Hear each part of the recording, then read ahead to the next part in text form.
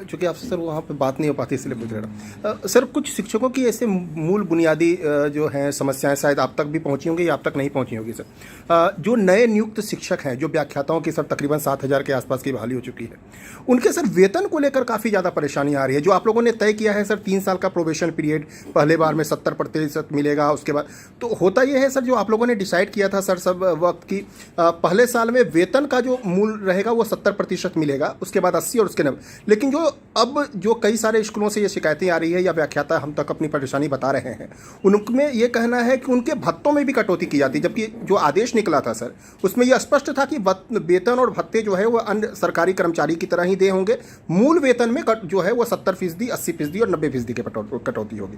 तो इस संदर्भ में क्या सर कुछ आप तक शिकायतें पहुंची है या इस संदर्भ में कुछ संज्ञान लेंगे अगर इस तरह के मामले आए हैं तो?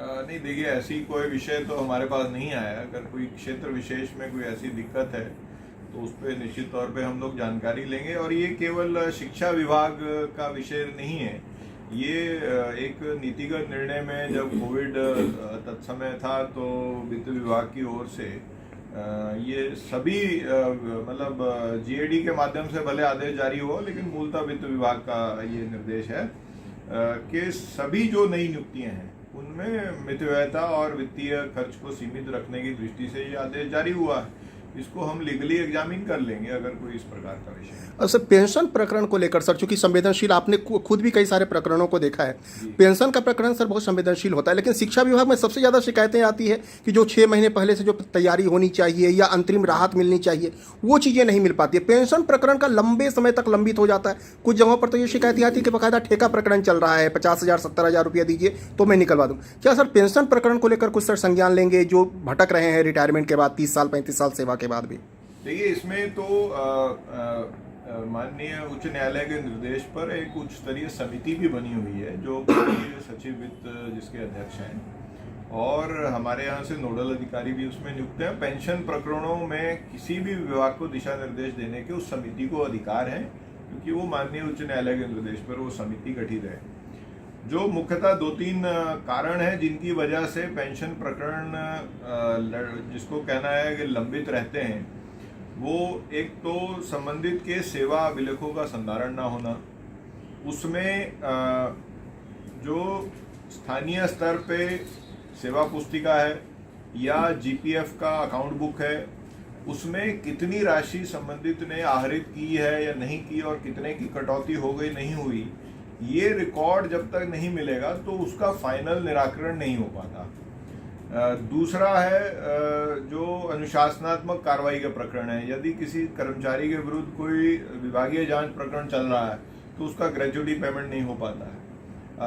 लेकिन इस प्रकार के प्रकरणों में भी हम लोग प्रयास करते हैं कि 100% प्रत्याशित पेंशन का भुगतान कर दिया जाए ताकि पेंशन संबंधी दिक्कत ना हो, और यदि कोई रिकवरी बाद में डी में आती है तो ग्रेच्युटी से उसको रिकवर कर लिया जाए। लेकिन ये मुख्यतः ये 2 कारण रहते हैं।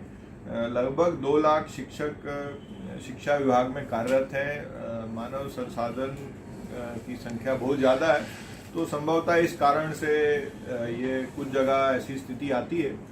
निश्चित तौर पे इसकी समीक्षा करके हम लोग इसमें सुधार लाएंगे। सर एक आखिरी सवाल मेरे तरफ से, साथी करेंगे। वेतन विसंगति को लेकर सर काफ़ी सारे प्रकरण हैं, कई सारे ज्ञापन मैं आए दिन देखता हूं सर आपको सौंपा जाता है। वेतन विसंगति को लेकर सर क्या सरकार सोच रही है? आप तक जो शिकायतें पहुंची है, ज्ञापन पहुंचे हैं, उस पर क्या कुछ विचार हो रहा है? महंगाई भत्ते की मांग है, उसकी भी लगातार डिमांड हो रही है। इन संदर्भों में सर क्या कुछ आश्वस्त करना चाहेंगे?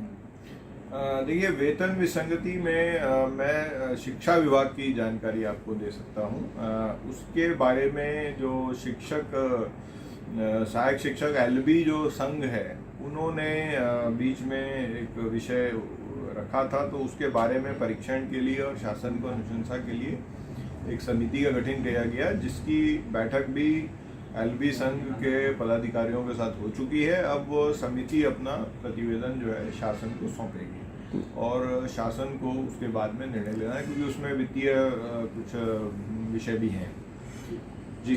और जो सामान्य प्रशासन विभाग से संबंधित जो विषय हैं उसके बारे में एक समिति गठित है, और वो समिति प्रमुख सचिव वाणिज्य उद्योग की अध्यक्षता में गठित है।